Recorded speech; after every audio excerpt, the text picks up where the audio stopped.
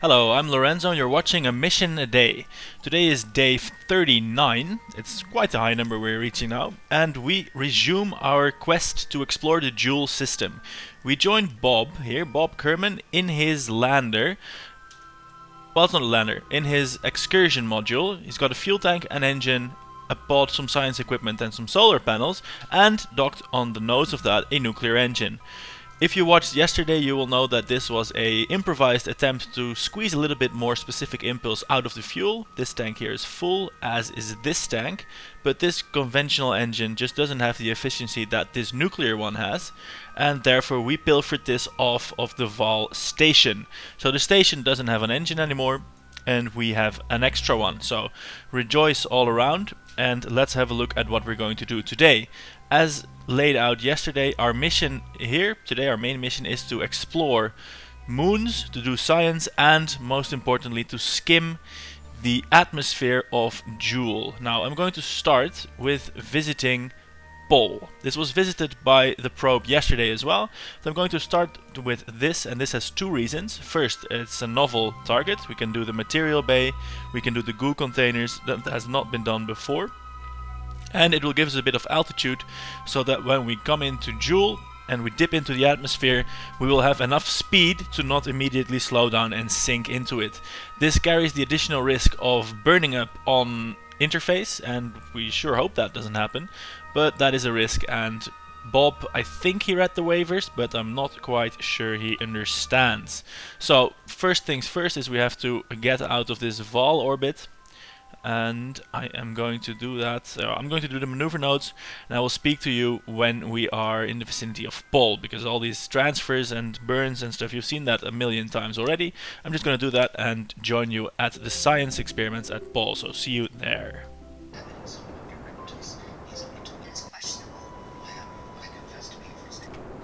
Here we are burning once again. And in true Kerbal fashion, the mission has been amended. I found a maneuver node while trying to set up an encounter with Pole, which would get us into the vicinity of Tylo. So we are going to do a Tylo flyby before anything else. And I'm thinking, yes, we'll do the Tylo flyby and then plunge into Jool from there and see how that goes, because Pole was visited already after all, and we can now bring the manned science expedition to bear on Tylo. So see you around Tylo instead of Pole in a bit. Here we are in a Tylo orbit. Well, I would say orbit. I think this is the closest I would have ever come to a capture from a Jool orbit, because you can't actually be captured by a body if you're coming in from outside its sphere of influence. And in a two-body solution that KSP uses, you can't really be captured, because your velocity upon leaving its sphere of influence will be the same as upon entering it. And it will be here, but this is almost a perfect circle. So I'm going to swing by Tylo here, a periapsis of 325 kilometers. I'm going to lower that further to get really close, and so that we can attempt some good science. I'm not going to make the same mistake as I did yesterday with Bob, where I crashed into it. So I'm going to leave it at a safe, I think, 30 kilometers, but that should still give us some pretty nice sights of Tylo. Alright, so here we go. And as I'm doing this, I realize that I am forgetting one of the most important reasons for bringing a Kerbal out here in the first place, which is the crew reports and of course the EVA reports. So before forgetting that anymore, let's ask for a crew report from Bob in space over Tylo, transmit that home, and getting those science points. Let's do that again, and then pop him outside for a quick EVA report. Because does the space feel different here? That's the question. And yes, it does. It does feel different. So transmit that and then pop out again for a second EVA report, because it has not changed yet. Boom, some more science points for the people at home. Now of course it's time to do the actual science experiments, the mystery goo. At Tylo, a clean 100 points. And let's have a look at the materials bay. A clean 250 points, nothing to scoff at. And we can repeat these experiments for more scientific goodness. Let's see how our power is getting drained by doing this. And while we fall into Tylo further, it is time to think about where to go next. Because we could still go to Pol or to Bob or somewhere else, or we could go and try for our fiery flyby. And I'm voting that we attempt our fiery flyby because that's just interesting. What is this? Oh, this is a very highly inclined orbit. Oh, I want to go, what I'm trying to say and failing miserably at is that from here on I want to do the Jool flyby and see if we can survive that. And to do that we are just going to barely escape Tylo and then burn retrograde. No, we're not going to do that actually. We are just going to escape Tylo and fulfill the original plan, visit one of the higher moons, and then from there on reduce our periapsis. That should save us a little bit of fuel, I think, and allow us to visit one of the higher moons. So first things first is visiting Tylo, and then we will plan our burn from the orbit of Jool, because this position is giving us all kinds of trouble. Look, here we are approaching Tylo, and before we get too close, let's ask for a gravity scan of the space high over Tylo as well. We have an unmanned probe here that did that already. Right. Our periapsis is at 29 kilometers, and once again I'm hoping that Tylo, big moon that it is, does not have any mountains at that altitude, because that would be a nasty surprise.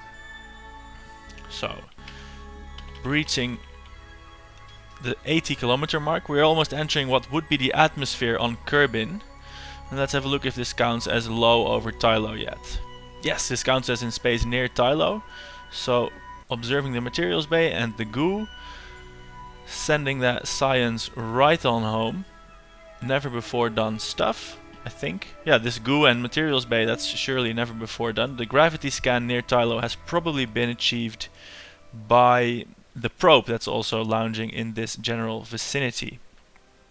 So, sending hundreds upon hundreds of science points home, and of course I should not forget to ask for a crew report. Crew report from Bob. Various shades of white and grey. I think for a second you saw a face down there. Could it be 50 shades of grey, perhaps? Right, sending that report home. And we are getting very low indeed. We are now at 47 kilometers. And there is a huge, what looks like an impact crater there. That would be an interesting place to land and do some soil scans. But Bob does not carry the sort of vehicle that could perform anything like that. So he's going to pop on out again, have a closer look without all that spaceship glass in the way. Let's have a look. It's quickly cooling down. It's getting chilly. 80 points for home. Oh, we cannot transmit it, so we have to transmit that from the spacecraft. Going to repeat this once more. Keep the data, store the experiments, and board. Now, if I click on the lantern can, I can send that home. I have no idea at this point how much science points we actually have, but it should sure be a lot. Here we are at our lowest point over Tylo at an orbital speed of almost 3 kilometers per second relative to the surface.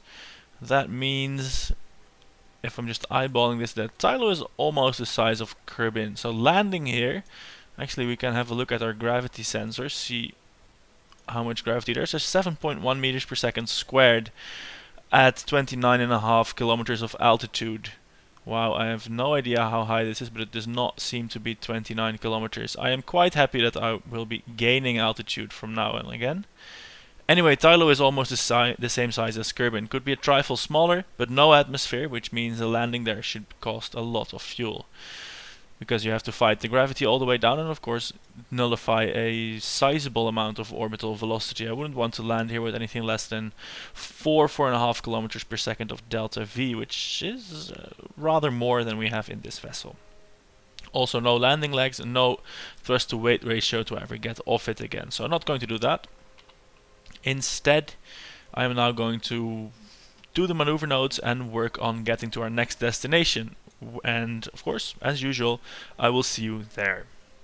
And ladies and gentlemen, here we are, if I can find it in space at any rate. Anyway, my astrogators tell me we are in the vicinity of Pole. Once again, and this lander is certainly not on Pole as the map implies. It is quite a ways off, but it's coming here.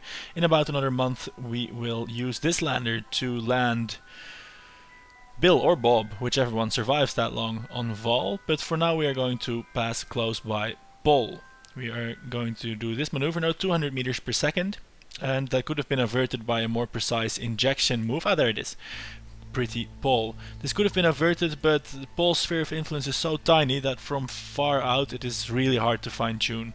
It's almost impossible to hit, so I left that as is, and we're now doing the burn to come closer. Before we're doing that though, let's do our preliminary science from a ways away and see what that gives us. Lots of science points is what I'm predicting that it will give us. Hundreds upon hundreds of science points. This mission is paying off. It might be very hazardous to Kerbal life, at least the 2 life forms that came out here, but it sure is paying off in the science department. Let's ask for a crew report. 45 points. Very hazardous terrain. Great. This is not the place where the probe crashed, but it does look hazardous. And I wonder, perhaps Bob can probably land on this, taking just this craft down with him. The gravity is very, very low. Shall we attempt it? Shall we attempt a landing on Pole with just this craft? We could try. We'd have to balance it on this engine. We could leave a flag on Pole. Or if Pole is indeed smaller than Minmus, we could rocket pack him down. If we manage to get into a very small orbit. Yes, we're going to at least see, we're going to find out, we're going to explore the possibility. Oh Jesus, if we're actually going to do this, we are standing on this engine while balancing a nuclear engine overhead. No, I'm not going to do it. We need to sample Jool's atmosphere, and I'm not going to balance a nuclear engine on my head on Jool. We could leave it in orbit even. Descend only on the chemical thrusters. Yeah, what the hell. I'm going to do it. We're going to go for a Pole landing, planting a flag there and taking some soil samples. Bob Kerman is the man. So, first he can do another crew report. It looks very hazardous and he wants to go there. Take an EVA report. I'm not actually sure if he does want to go there, but he might. Store that report, get back inside, and we're tossing that maneuver node, and we are instead establishing orbit. Let's have a look here. Establishing orbit, and we are going to leave the nuclear engine up in space and take just this module down, because this has spare engines. If this one breaks, we have these engines to take us up. Everything should be fine. As long as it doesn't fall over, we should be fine. Oh my god. Poor Bob. And this is jeopardizing the mission payout as well, because if we don't make it to the Julian atmosphere, the mission operators back on Kerbal are not going to be happy. But then again, the Kerbal populace should be thrilled to have more flags of proud Kerbals displayed on different different celestial bodies, not artificial bodies. We are going to put artificial structures. Oh no! I'm forgetting to do the burn. I was looking at Pole, expecting that to come closer, but to accomplish that, I of course do have to perform a rocket burn. And I don't know why, but this vessel is becoming more and more unbalanced, and I don't think it's so much the balance that's wrong, but it's that the reaction wheels are in the middle of the craft, so that makes steering it a bit of a problem. So much of a problem that I'm going to cut the engine, and I'm probably just going to have to burn pure retrograde for now, because we're almost at the boundary of Pole's sphere of it. We're almost at the boundary of Pole's sphere of influence, so we are just going to brake and see what happens. This vessel controls like a brick, which isn't a problem except when you're trying to land it. So Here's hoping that actually does go well. Right, that's a trajectory that gets us right near to pole, 9 kilometers up. That sounds reasonable. Where's the sun? We should be in the sunlight. And there we will circularize and leave our nuclear engine in orbit and then take our capsule down. This will be quite a risky operation. In fact, I'm going to raise the apoapsis because I remember that at 9 kilometers there were some mountains that were looking perilously high. One thing I can tell you, if everything goes horribly wrong, we will probably have a surviving Kerbal, because the gravity is so low he could safely touch down with just his jetpack, which would then give us a nice additional rescue mission. But let's not be happy with rescue missions yet. Let's first attempt and make this one a success. It's 9 hours in the future. I will just make that orbit, decouple the nuclear engine and set us on a nice landing trajectory, and I'll see you then. Right, so there wasn't much point in skipping that because we barely skipped anything. I transferred as much fuel as possible into this module, which will now be detached, so can leave that in orbit. I hope I'll be able to find it again. I hope that displays on the orbital map, I mean. Let's see if it actually does. Well, we'll see that in a bit. We'll solve that when we get to it. That should remain there. Right, so time to turn around. Switch vessel so we're actually controlling it. It's time to turn around, activate this engine, and activate the flow on this tank. Everything's set. There we go. Set for a landing on pole. Completely against mission protocol or indeed planning, but we're going to do it. And we are going to do it here on the light side. So I'm firing the engine, scrubbing about 100 meters per second of delta V. We're almost at our periapsis. Need to put that in surface mode. Hardly matters, there's almost no rotation here. We want to move that a little bit so that we're not coming down on the hill. Actually, there's only hills here, so that doesn't really matter where we're going to fall down. I just hope that this vessel, with its top-heavy structure and lack of landing lags, will actually be able to land in this microgravity. We're going to try and land here in this bit. Now that we're falling, at least let's have a look at the map view. We are actually falling, and it seems as though we're landing here. I think that's about the area I wanted. So we can remove the kethane overlay. We have no idea where that is, nor are we very much interested in it. We can do our science.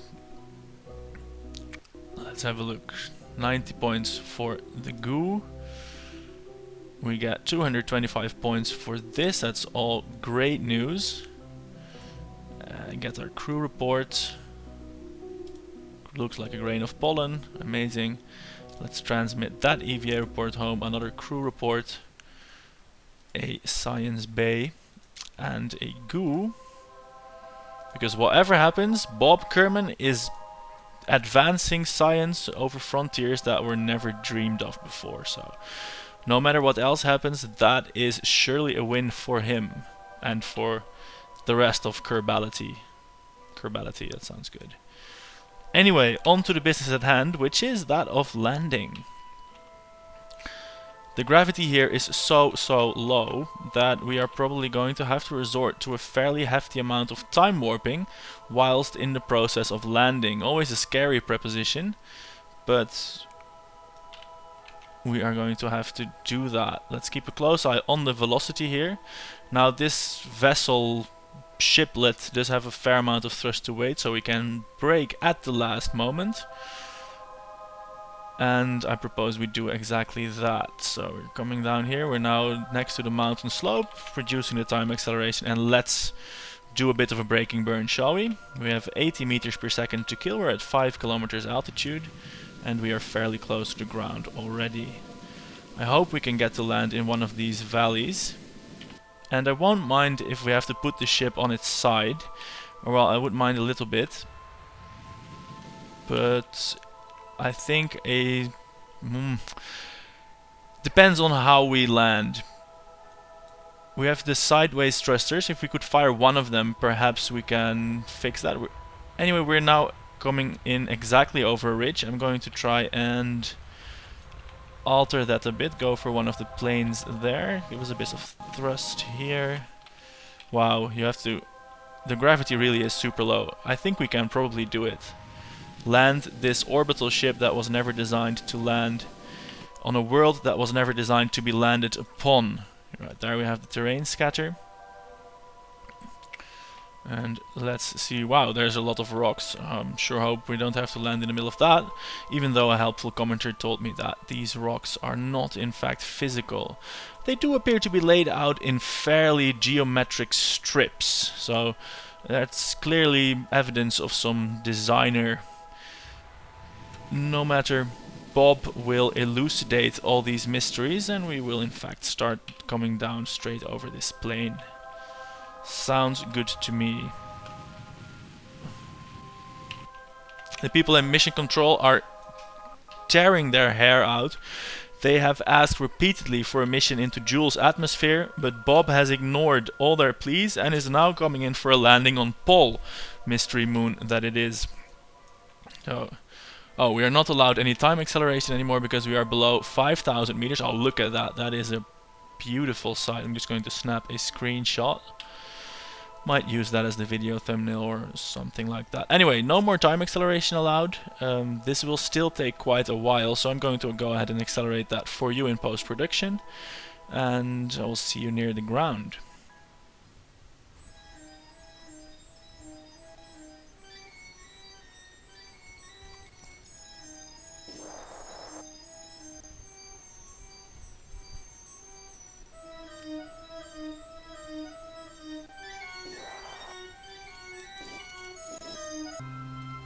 So here we are getting very close to the ground now, coming in at 13 meters per second. I'm going to reduce that to 5. And let's have a look at these crazy jagged rocks. We are not currently looking to hit any of them. And they give Pol a very eerie, otherworldly feel, which I think is great. We couldn't see this from orbit. Are they life forms? Are they frozen remains of a civilization? Are they nanotechnology infused by builder gods, or are they just rocks? No one knows.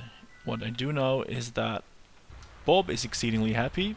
I am rather apprehensive about this whole endeavor, but we are coming down very, very gently indeed. And I'm going to aim for a touchdown speed of 1 meter per second or even less, because as I will say again, this ship was never designed for landing. It carries no landing legs. What it does have are extra engines, so the bottom engine actually is allowed to brake. That would not be a problem, but if we land at a slow speed like this, perhaps the stability system will be able to keep us upright. Please. We are listing. It appears as though we have landed. Let's see and wait for a few moments if the stability system actually... It seems as though the stability system is perfectly capable of keeping us upright. Look here, in the bottom left you can see the pitch indicators are moving ever so slightly. We are moving back and forth a little bit like the Leaning Tower of Pisa, but we are standing. And what I hope is that when Bob leaves the capsule, we will remain standing and he can actually get back in and leave. So let's have a look at that, and you can see the debris here, which is not actually debris, it's our engine, is there, so that's waiting for us to pick us up. So here is the moment. It's time for Bob to let go, use his jetpack to gently back away from the rocket, and here we are. Look at that, it is landed on his nozzle. It would be a shame to see it fall over now. Completely in trust of the stability system, and this is a great picture, taking that again for posterity. And it's time that Bob quickly plants a flag. And what would he write on that? Probably something along the lines of, up yours, mission control. Hey, my custom flag is gone. Ball is mine. Up yours, mission control. Told you it could land. Bam. Leaving that there for any subsequent visitors. Wow, he has a nice spacey step there. Look at that. Amazing. Let's ask for an EVA report. You're not in space near Paul, you're on Paul, crazy. Here. Everywhere you look, it appears the planet is sharp. You don't want to sit down or fall on anything. No, great, don't do that. Take a surface sample, please. Wow. That is 360 science points. He's going to keep that. Oh, look at that in the distance. Our spaceship is falling over. Please get there. Get in and oh, that's a high jump. Using rockets to get back down. Our spaceship is in trouble. We need to get in it and blast off as soon as possible. I would have liked to repeat some of these sensors. Oh, look at that. No, we can do the materials bay from the surface. Some of the samples spit and melt when they come into contact. We are falling over. I'm controlling the ship at the same time as that I'm... Hey, there's just observing the goo. I'm controlling the ship using the reaction wheels to stay upright whilst I'm doing the science. Look at that. We are still in good shape. I was planning to do a transmission on the surface samples, but then this happened and I don't dare go out of the capsule again. So I'm just going to repeat these experiments. Ooh, from the surface of Paul, that's some sexy data. Grab 720 points, are you kidding me? That's insane. Even though that's a fake reading, that's still a very, very high amount of points. Great, everything is amazing. Bob is happy, and these Paul surface samples are now very safely tucked away in the capsule. And if we survive the Jool atmosphere interface, we will keep them until we can actually return them to Kerbin. So that would be amazing. We need some more power, so I'm going to extend these solar panels. Wow, this is such a great extra mission goal that was never intended.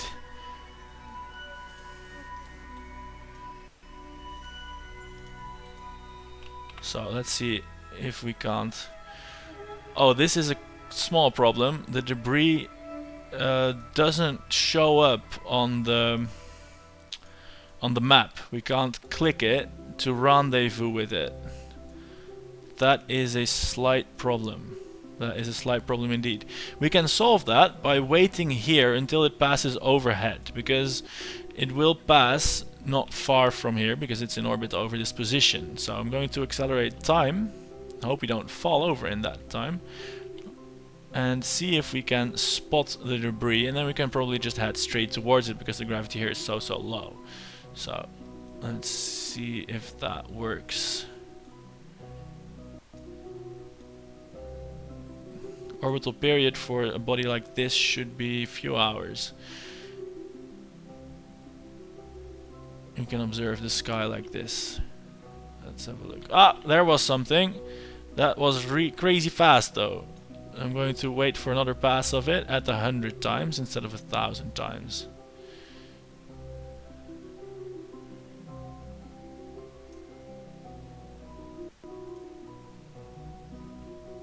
Go on.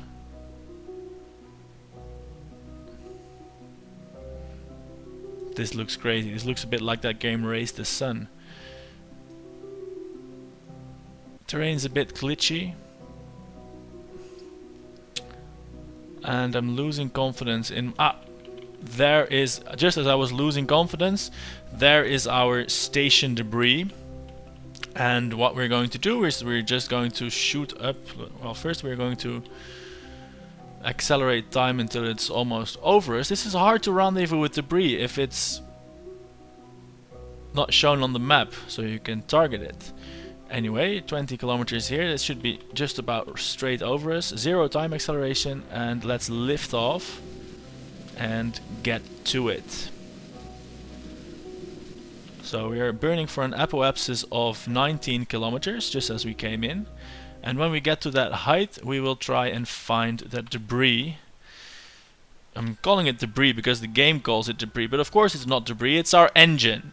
We'll find our engine and burn towards it, and hopefully at some point we'll be able to set it as a target. So this will be a little bit difficult, different, something else again.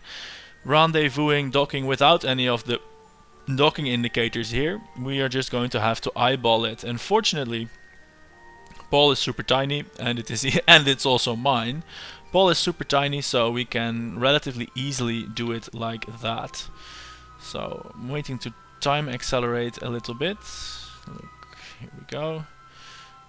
It is now 10 kilometers away. We are in accelerated time.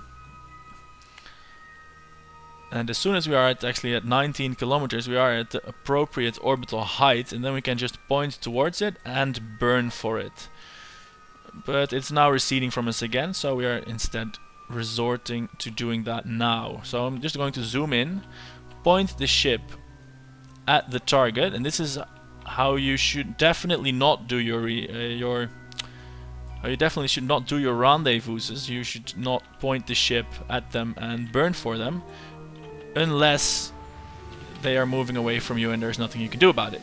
So we are just going to accelerate to, or going to keep accelerating until we are closing on it again, because we need this engine. Just look at that. Let's see if we can't retarget that.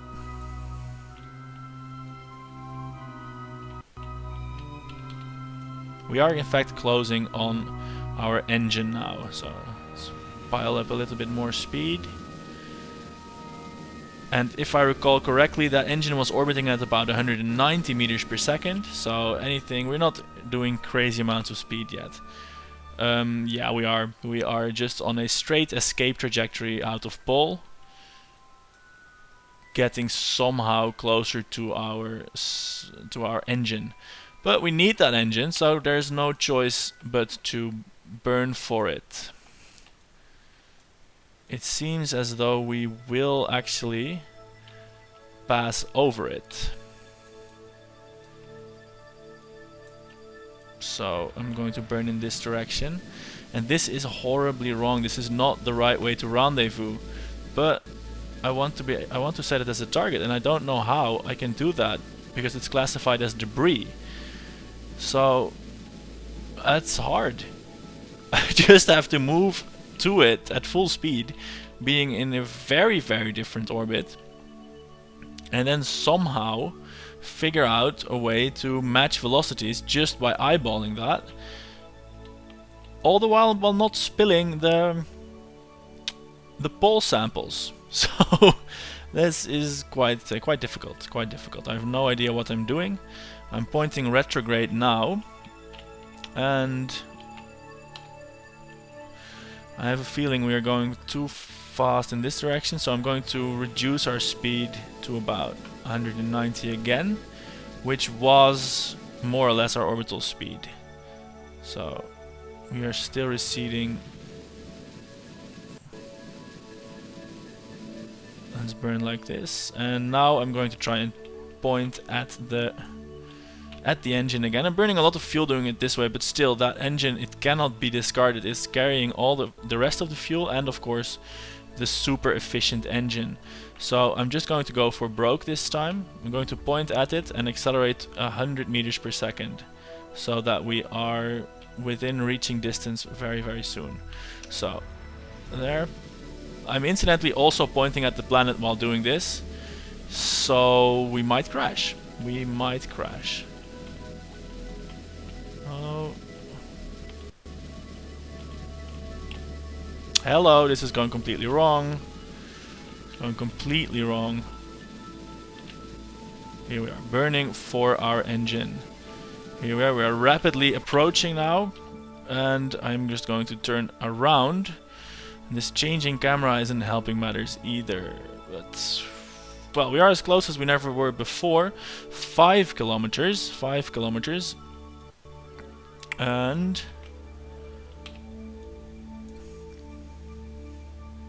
we're now at 3.4 kilometers, 3 kilometers. I am now confident that we will in fact make it back to our engine. Let's see if we can't slow down relative to it. Can we set it as a target yet? Please! Wait. Did double clicking set it as a target? Yes!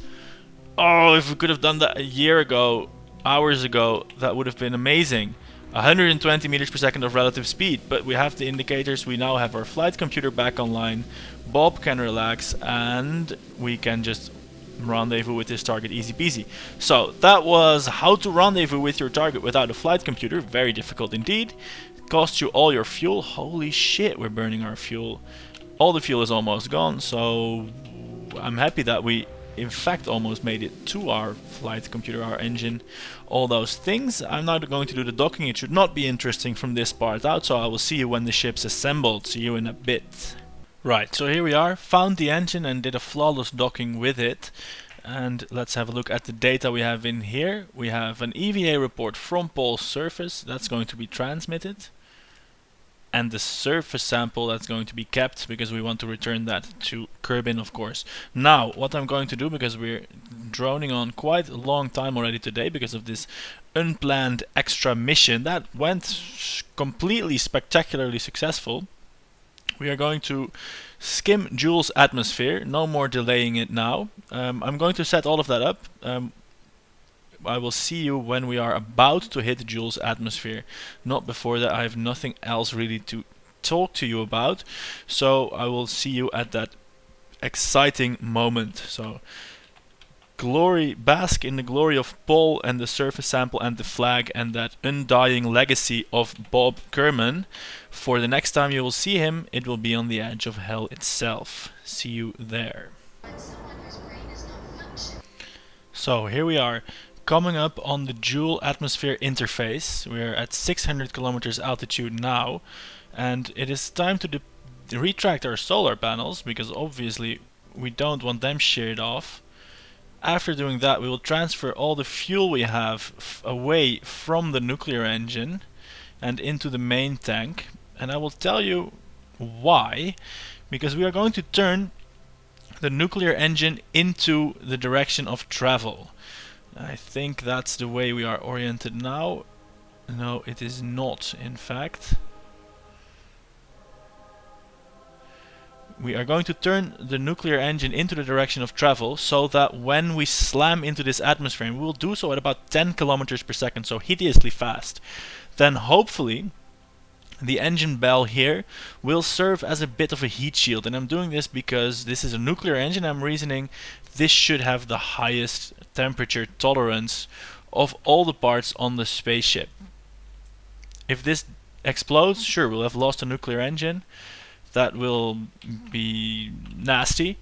Second comes this fuel tank, and then we have two docking ports, and then we have the capsule. On the other side we have a larger fuel tank. Here we will keep all our fuel, and we have more different engine units that can get us home.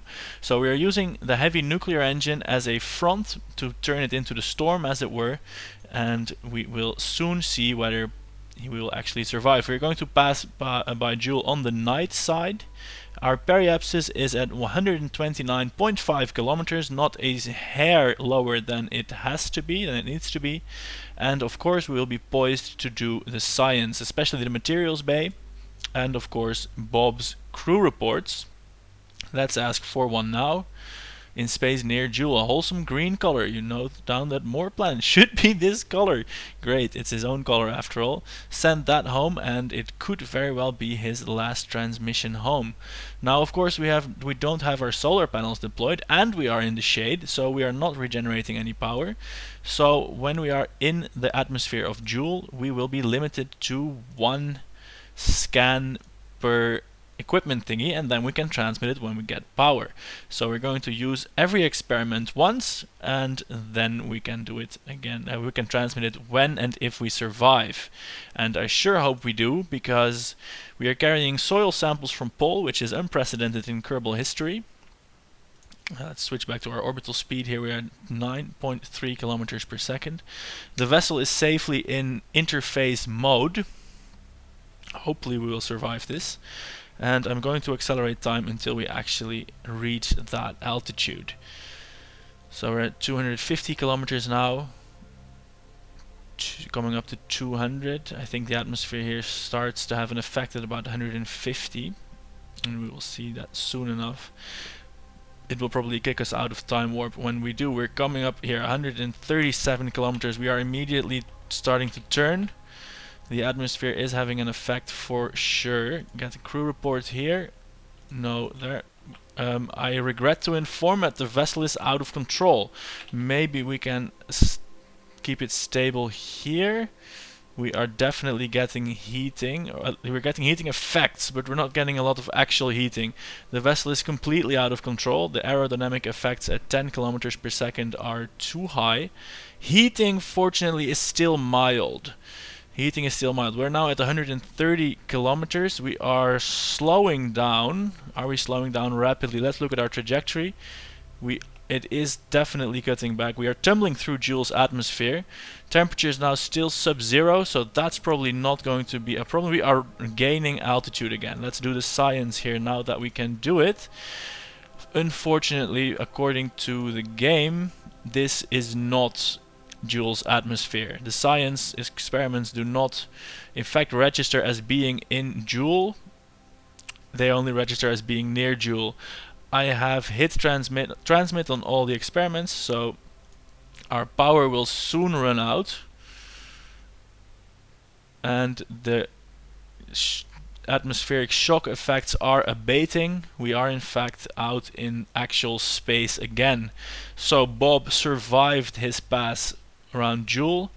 His plan to keep the engine pointed into the direction of travel completely failed. Fortunately, the heating effects were relatively minor, and we now have a recent apoapsis of 88,000 kilometers, from which we will attempt to reach not Lathe but Val again. Let's see, this is Lathe, and here we have Val. So at this apoapsis we will perform a rocket burn, raising, hey, look at that. If we do this, we also get to, we get to visit Lathe and use it to reduce our apoapsis. So we can get a gravity assist from Lathe. Let's definitely do that. 228 meters per second of delta V. I will do that and I will see you there. It's turning out to be a lengthy day, but after visiting Lathe I will leave you. So we survived the Jool encounter. Congratulations, Bob, and I will see you around Lathe. And so here we are, high over Lathe. This ocean world has an atmosphere, but we are not going to try and sample it. We are instead going to run our goo experiments. Let's have a look here. 55 points for this one, and as of yet undetermined lower amount of points for that one. Let's go for the materials bay. Let's have a look. Has this been done before? I think one of the probes probably had a materials bay that went past Lathe, because oh yes, of course, the lander that got lost in space, that had a materials bay on it. So we have done that science here. This one has also been done before, great. So that leaves our crew reports. We are not getting in a low trajectory past Lathe, because we are running sort of low on fuel and we need a few high delta V inclination changes.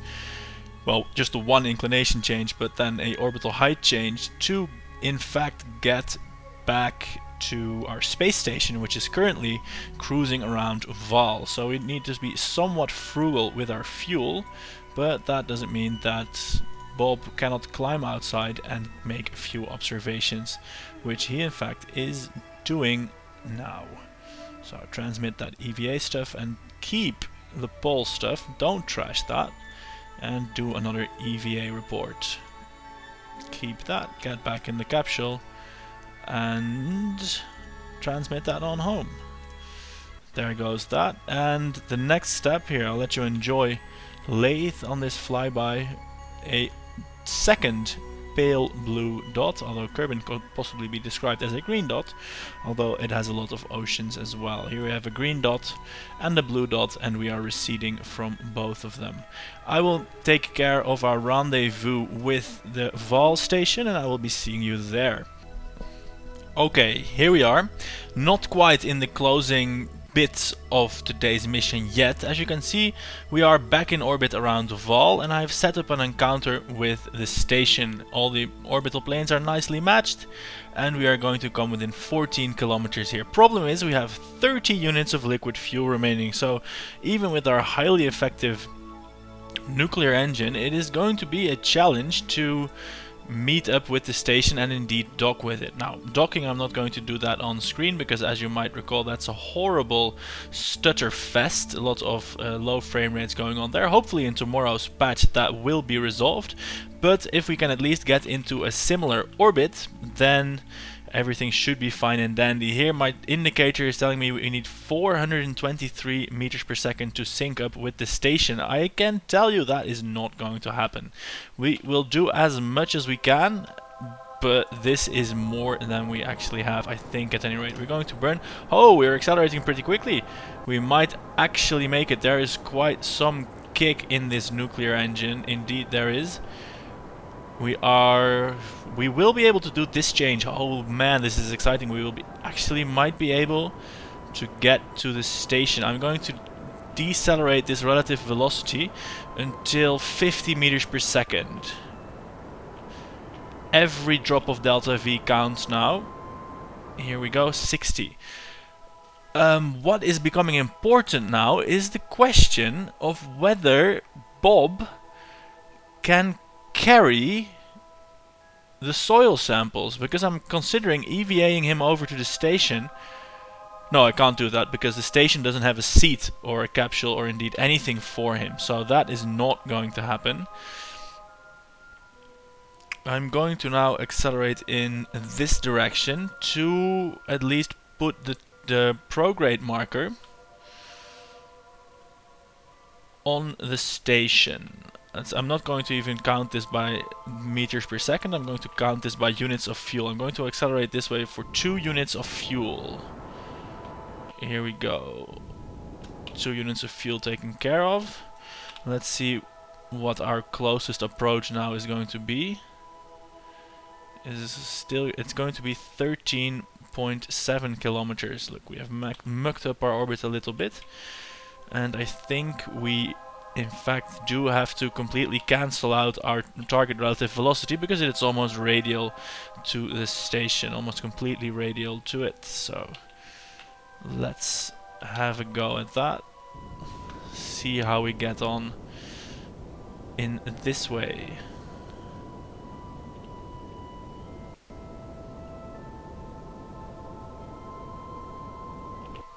So we are at practically 0 target relative velocity. We have 6.5 units of fuel remaining, so I'm going to burn towards the target for 1 unit of fuel, 1.5, and then hopefully that will give us enough speed to close this distance.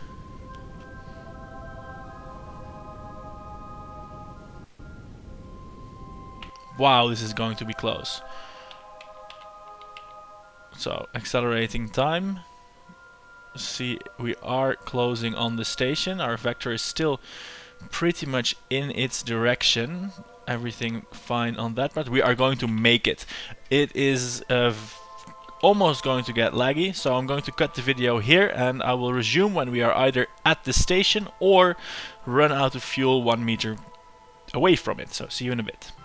Right, so here we are. Against all odds we made it, and the frame rate is terrible, but I didn't want to keep this from you. We're at 2.5 units of fuel. We're at rest at 190 meters away from the station. This is the point where we will ditch our nuclear engine, but not before, of course, transferring the fuel into the main ship. We are ditching this, not because it didn't serve as well, because oh my god it did, but because we need our docking port free to dock with the station, of course. Now this does mean that we are relying again on a very inefficient, control that from here please, we are relying on an inefficient chemical engine for which we have hardly any fuel, almost 0 fuel.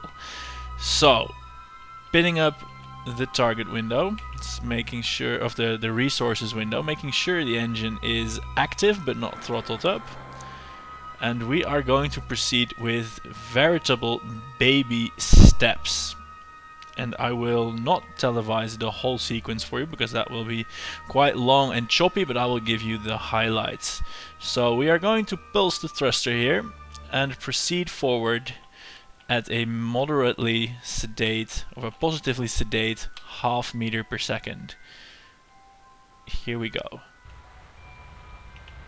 Ooh, we are very light now. That half meter turned into 2 meters per second, but I'll see you near the station. And here we are, coming in for our braking maneuver. It's going to be exciting. I hope we're not going to spin away the station with our exhaust, because we are more or less on a collision course. But we should be able to make it to this docking port. We're not going to go back to the same docking port we departed from. We are settling for the nearest one, because of course we are. There is no possibility to be picky in any way. Going to drift forward a little bit further. Actually, maybe I can just make it to that one. Let's see, are we in fact going to collide? I don't think that we are. And I think, yeah, we're gonna go for this one, just the original docking port. That means that in a little bit we have to pulse the thrusters to stop, and then we can then we can rotate the spaceship to meet us instead. So here we are, slowing down, 0.2, 0.01. Great. Let's have a look at orienting ourselves to that docking port. I don't think it's the one. We want to set this one as a target. Yeah, and that means that our indicator moved. Here we are. And can we make it from here? Of course we cannot. What we can try is to try and at least slow down, because we are still drifting, as you can see, but the marker is being very erratic. I'm going to pulse the thruster here. That looks as near as makes no difference stationary. Still 0.1 meters per second, but without RCS there is hardly anything I can do about this. So best be quick about it. Switch to the switch to the spaceship. Set this as a target, set this as a controller, and turn that around. Here we go. We might lose this solar panel, so I'm going to retract that instead. And the ship's reaction wheels are, well, they're on overdrive. They're doing overtime. I'm not even sure what I'm saying anymore. It's been a long mission today. I hope you enjoyed it. We explored basically the entire Jool system. We are probably going to collide with... Oh! We have a collision. Hopefully this is going to be fine. We had a long day. We visited Pole, we visited Tylo, we visited Lathe. We even landed on Pole. We did a flyby grazing Jool's atmosphere, and now we are even spinning out of control in a true space station. So I'm going to just activate this and see what we can salvage from this situation from here. Let's see if I can't move us away from this. This is a disaster. I should have just gone for that other docking port. Oh no, oh no, oh no. Look at that, we are not making it. We are not making it for this docking port. Indeed, I'm going to still try. We have 2 units of fuel to do this with, which should be fine. Whoever needed more fuel than that. So I'm going to pulse. Oh, we're at 0.5 meters per second now. I'm just going to swoop around the space station with all this fuel. That should be easy as 1, 2, 3. Wow, this ship is so fast now. It needs no fuel to accelerate. We are leaving the space station behind, which is completely opposite to our intentions. So let's try it again from this distance then, shall we? We are at 0.2 meters per second, almost completely stationary. And let's just make a straight beeline for this docking port. I think we can do it. This ship is light enough to be pulled in by the magnetic pull of those docking ports. So if you point straight at it, and let's see, it's very, very slanted to come in that way, but we are going to try it. Coming in at 0.5 meters per second. Going to prepare a correction burn of 0.1 meters per second on this side. Let's see, we can do that from 14 meters away, no worries. We are now coming in at 0.8 meters per second. That is incredibly hot. But we are pointing in the direction of that docking port. I sincerely hope that this is going to work because... Oh... Go on, go on! This is a very rough docking, look at that. Oh... I am hoping that the magnets will make it. Yes! We did it! We are docked and we did the entire Jool system grand tour and we have 2 units of fuel remaining. Isn't that amazing? Great. Where shall we put that fuel for safekeeping? Here we have an imbalanced amount of fuel. Did we somehow spend a lot more oxidizer on something? Or is there fuel? Ah, here we have some fuel in these nuclear engines. Oh yeah, of course we used a lot of that fuel for balancing, so it doesn't all make sense. Right, I'm going to keep the fuel from now on in here because we will be playing around with these nuclear engines. Anyway, thanks a lot for watching. I hope you enjoyed this as much as I did, because I sure did. Welcome to my new subscribers. I hope you enjoyed this as well, and of course in the future there will be many more videos. Tomorrow we're going to have a look at our unmanned lander that will in fact land on Val with a Kerbal in it, either Bill or Bob, although it's probably going to be Bill because Bob already planted the flag on Pol. So he is looking to do some flag planting of his own. Anyway, for now, of course, tomorrow, I should almost forget, is also the day that 0.23 comes out.